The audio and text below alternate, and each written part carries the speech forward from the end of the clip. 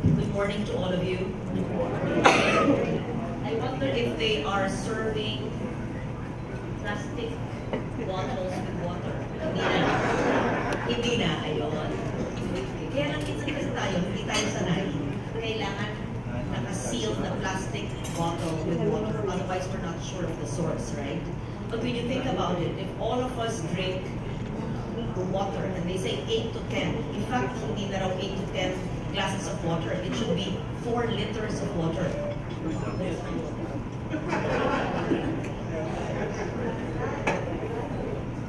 I bring my own jug. Nagdadala po ako ng sariling lalagyan. At meron po, very good.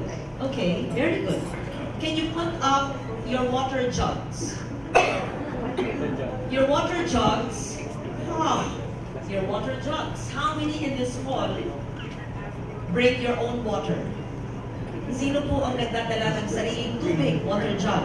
O patingin. Okay. Hindi pa ako nagsisimula ng speech ko.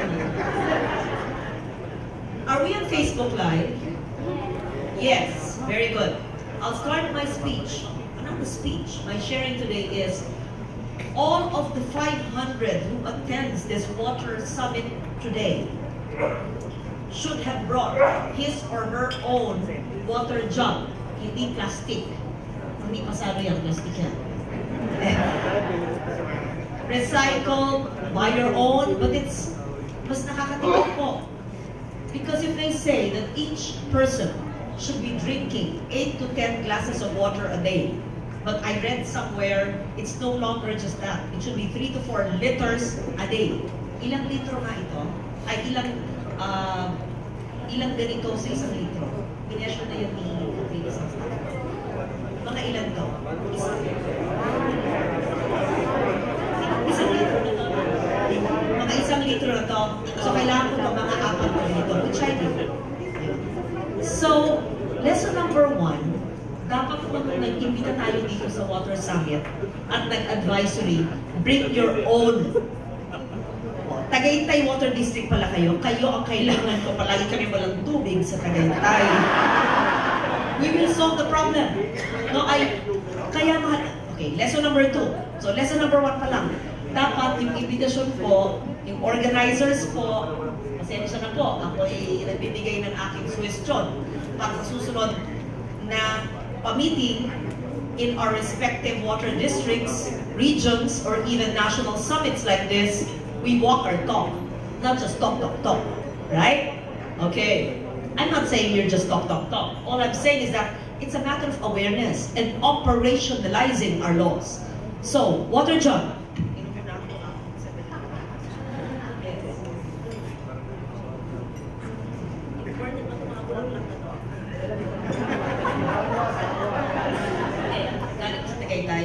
Pangalawa, and ako maaaring important, hindi naman kailangan ng puro bulaklak sa harap.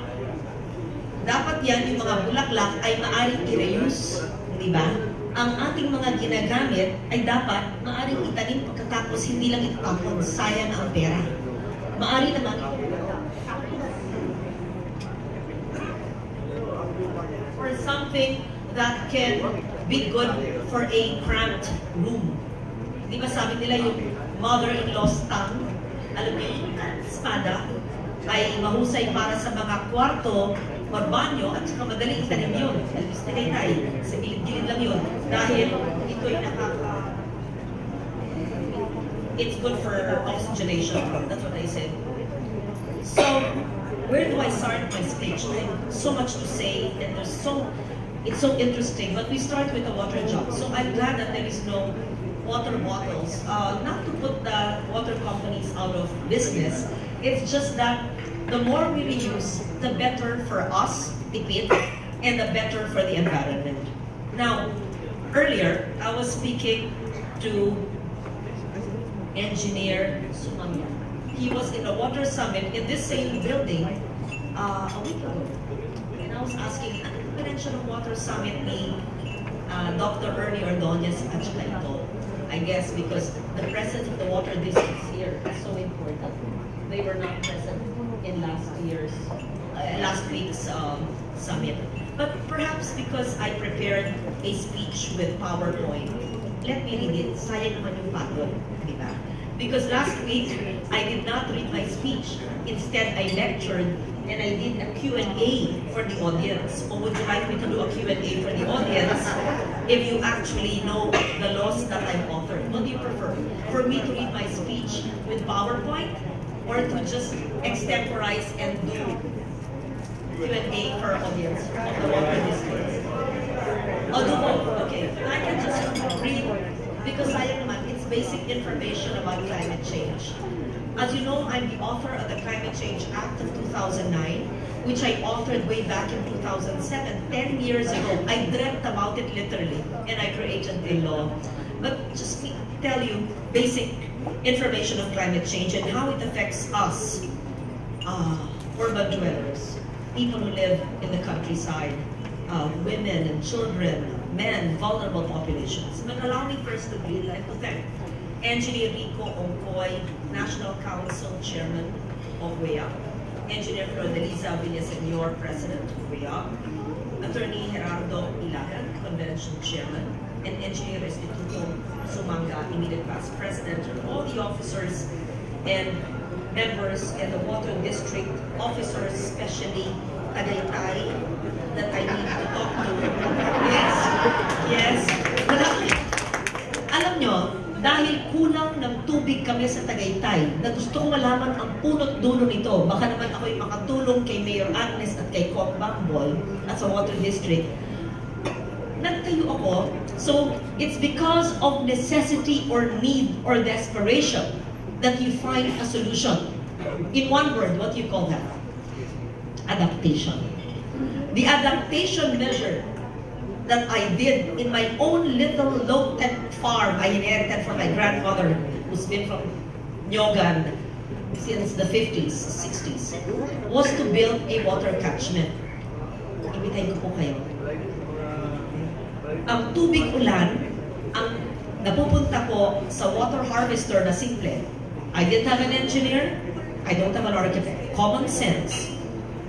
I built a water catchment and naglagay ako ng gripo at yun ang ginagamit sa pagtubig ng halaman dahil ako'y gumagawa rin ng sarili kong fertilizer from food waste and from twigs and dried leaves, etc.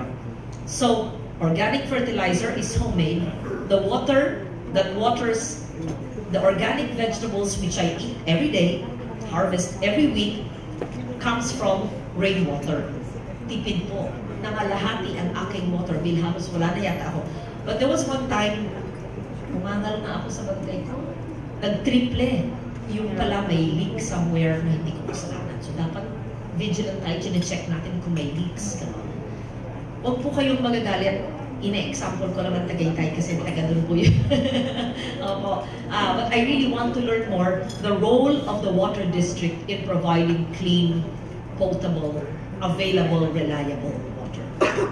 So let me just talk about climate change. We all know about climate change. We all read the news, read books, watch movies, and we know that climate change is undeniably in our midst. When I started this advocacy more than 10 years ago, actually 30 years ago actually, yeah, 30. When I was with ABS-CBN 30 years ago and doing documentaries on the politics of water. Would you believe in the 80s, I would do documentaries on the politics of water. I would talk about the importance of water and that it's a national security issue.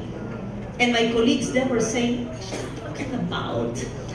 When I was talking about the scarcity of water and that water can lead to tension and conflicts and wars, and that one day soon we will just be reliant on bottled water, that was in the 80s.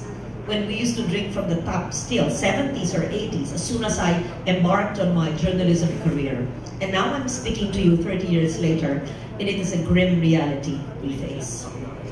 So we know the increasing risks of disaster in vulnerable cities and communities. And the Philippines is one of the countries that greatly bear the brunt of the climate crisis.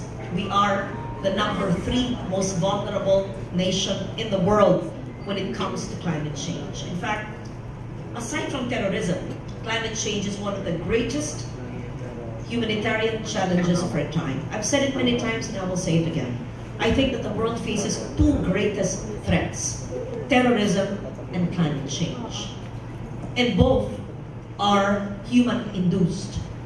Both are caused by humans. While there are scientific and unavoidable circumstances that affects climate change, but human activities exacerbate it, worsen it. And if we do not mitigate, meaning lower our greenhouse gas emissions and adapt our lifestyles to certain circumstances, which I will go to later, then the adverse impact of climate change will be worsened. The climate crisis is an all-encompassing threat to our basic human rights. The right to food, the right to potable water, which is your concern, our concern, shelter, decent livelihood, and life itself. Imagine life without water. That's the end of the world. There's no food security to think of. And poverty will be an issue. And poverty, I think, leads to breakdown in law and order, which leads also to terrorism. So there's actually a correct connection between climate change and terrorism, water and terrorism. Sea level rise threatens to submerge our coastal towns. I was born in Barrio Potrero in Malabon, one of the areas with ground subsidence and low areas of Metro Manila, Kamanawa, Malabon. And all these coastal areas around the country and coastal towns have been experienced flooding. I was born in flooded Malabon, and that's perhaps the reason why water has been my advocacy and climate change has been one of my issues closest to my heart. Ocean acidification is another issue that causes irreversible damage to our coral reefs, while the sudden shifts from hot temperature to incessant rains pose uncertainties to agriculture. Di ba ho, yung init na panahon, the surface temperature of our oceans lead to coral bleaching and ocean acidification. And if our corals are bleached and get destroyed, the fish catch will also be depleted. When our mangroves, which are also the home of the fish and natural buffers against tsunamis and storm surge in coastal areas in the country, are cut and not replanted, then our fish catch will be depleted. And so the food basket, or the fisher folks, who are one of the poorest populations in our country, will even be poorer. So, because of climate change and other aggravating factors, our communities are either flooded or experiencing drought. So is it not an irony that a country of 100 million people, which is an archipelago with 1,634 local governments, cities and municipalities, and 822, I think, coastal municipalities, actually experiences drought and flooding? Sobra ang tubig, kulang ang tubig, nakakamatay ang tubig sa kawalan ng tubig, nagkakamatay ang tubig sa sobrang tubig. Is that not palaisipan? Ang dami-dami nating tubig, nakapaligid tayo sa tubig. Karagatan, ilog, lawa. My hometown of San Pablo City has 7 lakes. And so many lakes around the country. But still, we lack water. We lack potable water. So, a study by the World Resources Institute reveals that the Philippines will likely experience, actually we are already experiencing, severe water shortage by 2040. Maybe this report dapat was updated. Actually, it's not just 2040, it's here and now. Due to the combined impact of rapid population growth and climate change.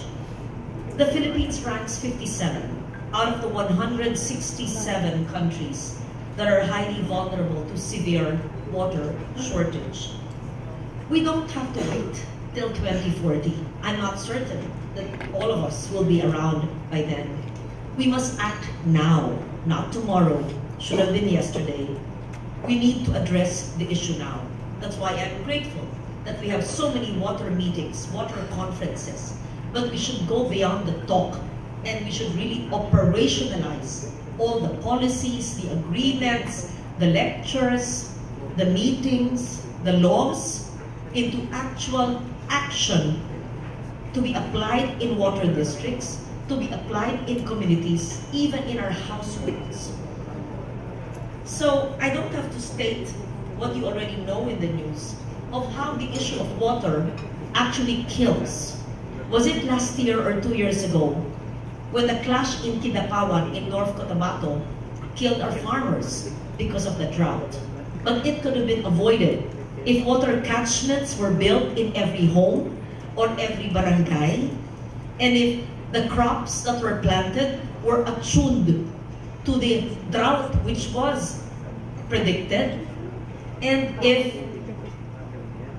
they had saved water through the harvesters and collectors. But perhaps not all local government agencies and not all people in government really appreciate the facts that we have in hand. Because we can predict droughts. We predict rainfall from Pag-asa. And we know the crops that are resilient to these changes in weather patterns. And so we should plant according to these changing weather patterns and extreme weather events. But for me, the most important resource is the collection of water. Am I correct in saying that 80% of rainwater goes to waste? 80%. According to Dr. Ernie Ordonez, and this is a scientific fact, can you check what is Brian? Is it 80% based on my privileged speech from the Water Summit? Can you just check? 80%. Ang ating tubig nasasayang. If we just collect this, if we just collect it. I collect my water in my home. Not all, because I'm not an engineer and I just did my own alulod and it's collected. In my home in Metro Manila, in my little farm in Tagaytay. And I hate to throw water. Water which I don't finish, but first I finish it. Second, then I use it for washing or to water the plants. As much as possible though, I don't waste the water. So, it should be part of our habit also when we go to restaurants, may mga buffet dyan, ganyan, then we see water na iiwan sa baso. Imagine how many people in the world are actually suffering from hunger, starvation, and thirst. How many people, let's say, even near us, in Marawi, don't have clean, potable water, Iligan, Cagayan de Oro, in the evacuation centers.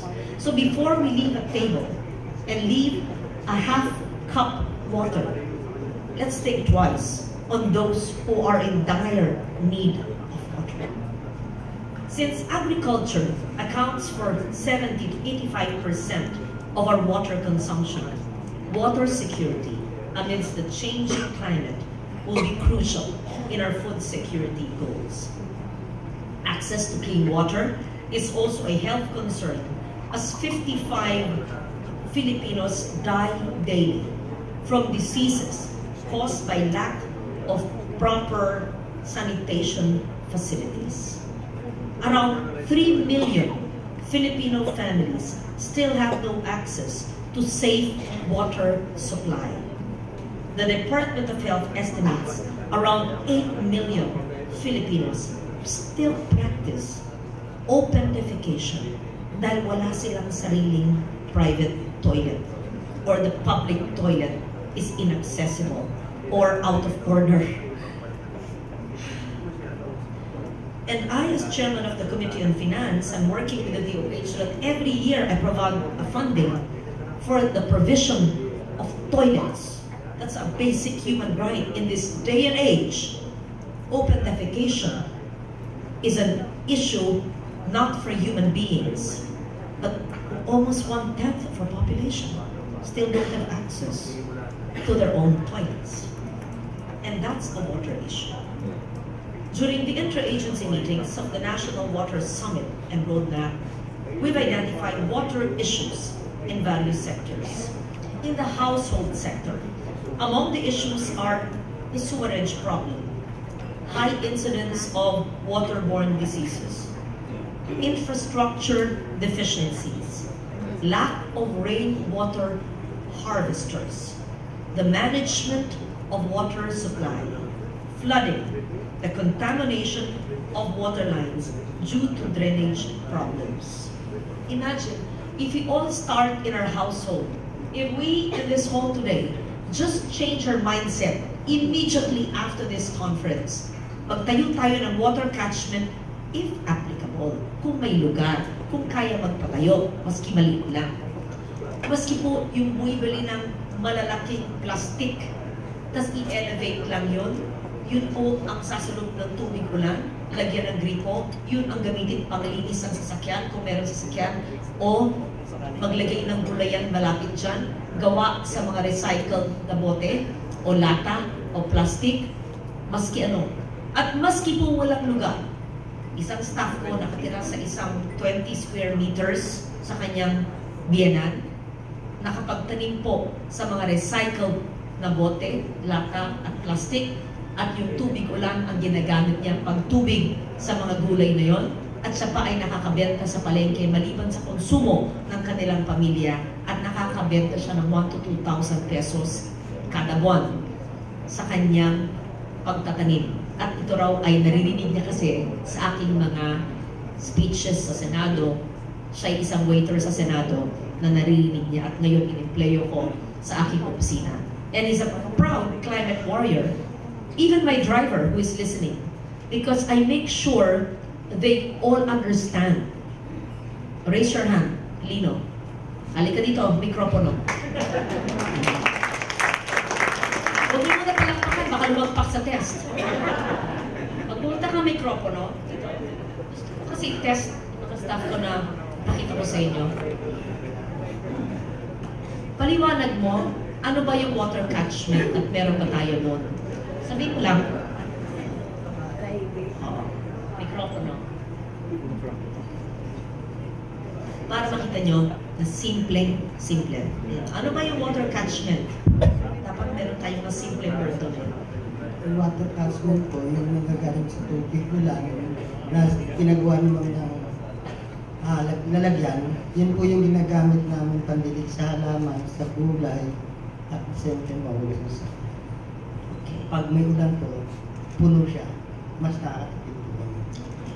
Ano naman yung, hindi ko tapos. Ano naman yung yung organic compost? O, ano yun? Gumagawa ba tayo nun at paano natin ginagawa yun? Organic compost po, yun po yung mga tirang pagkain na nilalagay namin sa hukay. Gumawa po si ma'am ng compost pit. Yung mga tirang pagkain po at yung mga dahon na natuyo na nalaglag na winawalas, nilalagay po dun sa food waste, and then aantayin lang po namin siya ng ilang buwan. Yun po yung gagamitin din namin sa gulay at mga halaman para fertilizer. So umikot lang po yung ginagamit namin. Okay. Sabihin mo kung totoo, lahat ng aking itanim galing sa water catchment, tubig ulan, at organic compost, organic na gulay, yun na ang pinapamahagi ko sa lahat ng household staff at mga Senate staff, pati sa'yo. Araw-araw pag uwi nyo, meron kayong harvest na gulay kung ano man ang available. Tama? Opo. Lahat po nung na-harvest doon, araw-araw, yun din na rin po yung kinakain ni Senator. Kasi yung mga sobra po, pinapauwi niya sa amin. Yun na rin po. Hindi naman sobrang tira. Ibig sabihin, mag-harvest kayo kung gusto nyo. Kasi po marami kami, so nag-harvest po talaga kami, maski po yung mga sa salad na fresh salad na binibigyan niya po rin pa kami galing sa Tagaytay. So, kung hindi sa Tagaytay, sa backyard. Sa backyard kung po, anong meron, anong bati, di ba? Opo, lahat po ng klaseng gulay, yung bahay kubo po, may tayo. Bahay kubo, vegetables. Sige. Ayan. Ayan. Si Marlon, di ba? Yung dating waiter ng Senado na staff natin. Nagbebenta na siya ng gulay sa palengke, di ba? Mula sa natutunan niya sa opisina. Opo, si Marlon po, yung sinabi ka naman ni Ma'am na yung dating waiter, natutunan niya sa amin na yung pagtatanim sa, wala pong lupa sa recycle po na mga bote, lata, tinanim niya yung mga gulay. Gulay din po, tapos nilagyan niya ng mga kawayan lang. Nakaka-harvest po siya. Nakakabenta po siya. Bukod sa gamit niya pang tuwing harvest, ibenta pa siya every month. 1,000 to 2,000. So, yung lahat po, natutunan din kay ma'am namin. Thank you, Lino. O, maganda yung mga Brian at Christian. Walang ano yan ha, hindi to mock up. I didn't tell him to prepare. I'm just like that. I surprise everybody with questions. So, I just want to show you, it's so simple, it's so doable. In the agriculture sector, irrigation efficiency and water pollution such as pesticide leaching are among the issues which are raised. For urban water security, challenges include water supply and allocation, flooding and mixing of sewage water with domestic water. For the economic sector, issues on ecotourism, industrial waste and water as an energy source were also raised. Issues raised in environmental water security include the deterioration of our rivers and lakes, solid waste management, mine tailings, sedimentation, erosion, as well as a lack of early warning system. Solid waste management, that's Republic Act 9003, the segregation of waste source, recycling, and composting. Why is this connected with water? Of course it is, because floods ensue when we throw our waste in garbage dumps, open dump sites, or in esteros and canals.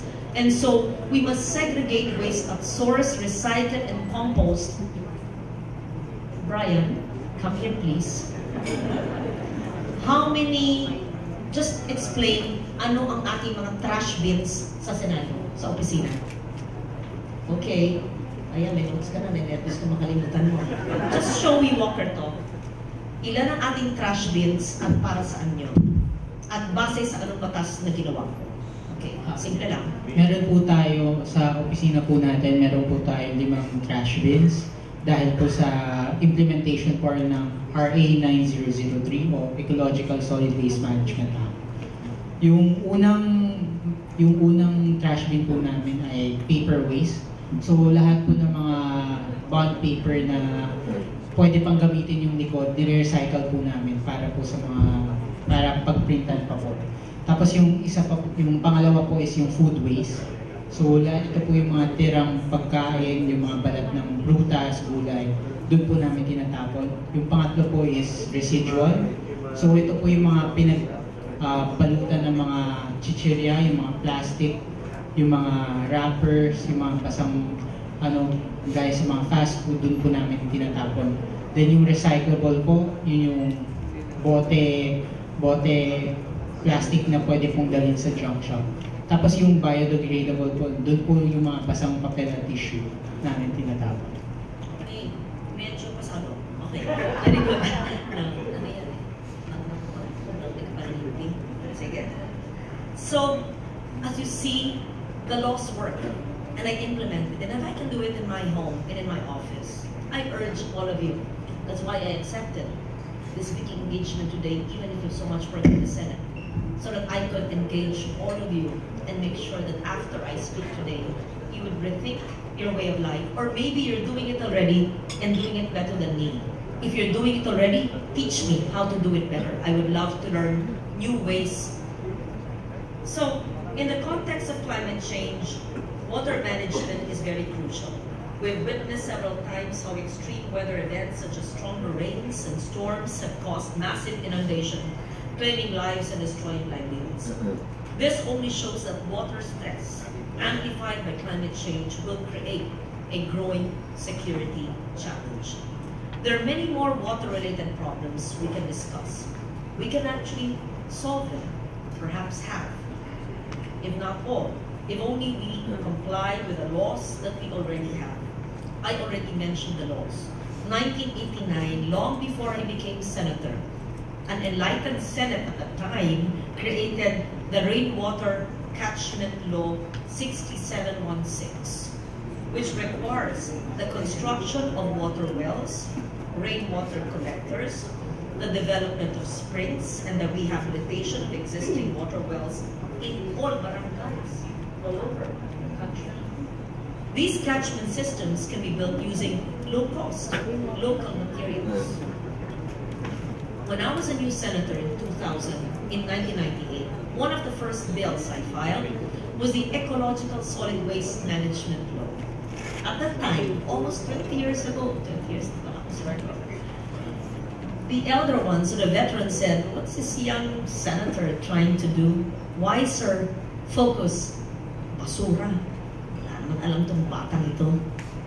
So, it was archived until Payatas happened, and with the Payatas tragedy, the Ecological Solid Waste Management Law, which I authored, was debated and enacted into law in 2001, 3 years after I took my seat as senator. It is one of the most important laws in our country today, with the DNR and local governments as the implementing agencies. Is the EMB here? Yes. Region 4. NCR. You should be implementing. Although it's a solid waste commission of Director Ellie, that should be capacity building, but EMB of DNR is part of the continuing mandamus of the Supreme Court to implement the Manila Bay region, NCR 3 and 4A, to implement solid waste management law. Tama po? Pinapatupad po ninyo? Dapat. Let's see, I'm not sure. I'm not sure. Lack of discipline. Simple lang po eh. In fact, I went to the ladies' room before I came in here, and I saw a trash bin with a candy wrapper and tissue. It's wrong. The GM of this hotel should know that that violates the law. It should have 2 bins. Tissue waste, huwag ng 5, o iyong opisina ko, yung isa, yung mga plastic. Mali. So, pulutin at hiwalay, kaya walang isa lang ang tissue box eh. I mean, ang trash bin. So, mali. Hindi naintindihan. Ibig sabihin, kulang ng paliwanag ang DNR, DILG, hindi nyo kasalanan, lahat kami. At MMDA, kailangan lahat maintindihan. Kasi giginhawa ang inyong buhay at bahay at opisina pag naghiwalay ng basura. Ang mapupuntang basura sa landfill ay 20-30%. Very good. Residual na lang. Yung latak, yung walang pakinabang, dahil yung food waste mapupunta back to the soil for organic compost. Yung bote lata plastic pwedeng ibenta. At lahat ng mga mabebentang yun, i-donate natin sa charity, o pang Christmas party, o pang regalo, pang bigay sa mga tao. And then, everything that cannot be recycled, yun lang ang pupunta sa landfill. Hindi kailangan mag-away ang mga LGUs not in my backyard dahil ayaw may landfill. It's really so simple. So why is this connected with water? Yes, because solid waste and water are inextricably linked. So we have the Clean Water Act, which I also authored in 2004. It provides for the establishment of multi-sectoral governing boards, but this is actually a very difficult law to implement because our water concessionaires, again, Milan and Manila Water, are not completely abiding by this, and they have their legal reasons for doing so because there are problems with right-of-way, land expropriation, local governments, etc. So it's just so frustrating that these good laws are not being implemented, not the fault of any one body, but because of the need for political will and action by all stakeholders. Decades have passed since these laws. 89, 2001, 2004, since they were enacted. Yet our water woes remain unsolved. So even the judiciary and the ombudsman stepped in. In April this year, the Supreme Court ordered the DENR and the DOH and the DPWH, lahat na ikulong ng buong gobyerno, and the National Sewerage and Septage Management Program Office of the DPWH, and the DILG, and the LUA, and the LLDA to submit report on their compliance on the Clean Water Act. And the Supreme Court also required our 2 water concessionaires, Maynila and Manila Water. Are they here? Where are you? Yes. were you not required to submit an updated list of the respective water service areas under your concession and updated reports on the compliance with the law? Report tayo. In fact, napagod na ako sa meeting with Justice Velasco of the Supreme Court on the continuing mandamus on Manila Bay, and the government agencies keep on sitting there. I don't know. It's just a matter of compelling every local government to segregate waste at source, recycle and compost, and not throw their waste in our bay, in our lakes, and in our rivers. And not in our esteros and canals. Is it so difficult to do that? I do it in my home and in my office. They're so deathly scared of me. Are you not? They're all scared of me. I walk into an office, and check na yung mga basurahan natin. I go to the kitchen. Pag ako'y nagabiyahe ng malayo at nakikigamit po ng banyo sa mga munisipyo, tapos nakigamit na ako, namulak pa, hindi nyo pinapatupad yung batas. Usapin ko yung admin officer, bakit ganito? Meron mahupata sa ganito. So we have to be proactive, we have to be angry, we have to be passionate. So I hope that all of you present here today who've heard me, who are probably doing this already, so you don't have, you can even do it better. Help me in being as strict as me in implementing these laws. So last year, the Ombudsman already filed cases against local governments, I think 50, for non-compliant with the ESWM, or the Ecological Solid Waste Management Law. And I mentioned in 2008, the Supreme Court issued a continuing mandamus for the rehabilitation of Manila Bay. Wouldn't it be nice? 13 agencies, led by the DNR, were mandated to clean up, to rehabilitate, and preserve the bay. Imagine, Manila Bay and Pasig River, ang Poso Negro ng Metro Manila. Hindi ba nakakagalit? So why do we do that? Human waste, liquid waste, solid waste. God created water as a natural resource to give life. And we human beings must not destroy the life-giving resources that nature has bequeathed to us. I think it's a criminal offense to throw liquid human waste, solid waste, in any waterway. It's unconscionable, and I really get agitated. So, water, we see, is such a precious resource, and our access to clean water is a basic human right. It is an element that can either give or destroy life, depending on how we manage it. Hindi ba? All great cities of the world have beautiful river systems. I have a respect for people who have clean rivers in the middle of cities. And if the rivers which traverse our cities are dirty, full of trash, plastics, if the beach cleanups yield even used sanitary napkins, is this not embarrassing and unconscionable? What kind of animals actually do this? Not human beings. And so we Filipinos should have a change of mindset. That change doesn't come from a newly elected leader or from the national government. The change that we seek should be in each and every one of us.